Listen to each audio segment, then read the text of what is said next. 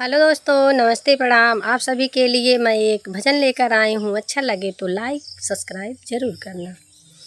गुरु गरदनवा पे छोड़ी गए माला, गुरु गरदनवा पे छोड़ी गए माला, गुरु गरदनवा पे अपने गुरु जी खातिर जेवना बनाऊ वे, अपने गुरु जी खातिर जेवना बनाऊ वे।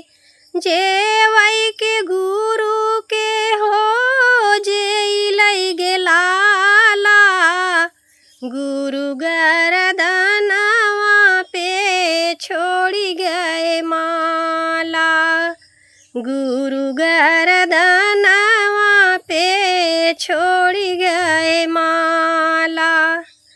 अपने गुरु जी खातिर गेरुआ भराऊ वे, अपने गुरु जी खातिर गेरुआ भराऊ वे।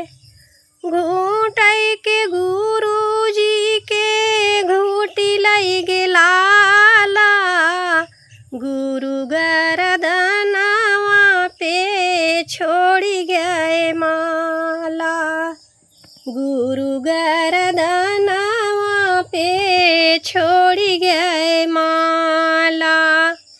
अपने गुरु जी खातिर से जिया लगाऊ वे, अपने गुरु जी खातिर से जिया लगाऊ वे। सोई के गुरु के हो सोई गईले लाला, गुरु गरदनवा पे छोड़ी गए माला। भजन अच्छी लगे तो कमेंट करके ज़रूर बताना। नमस्कार।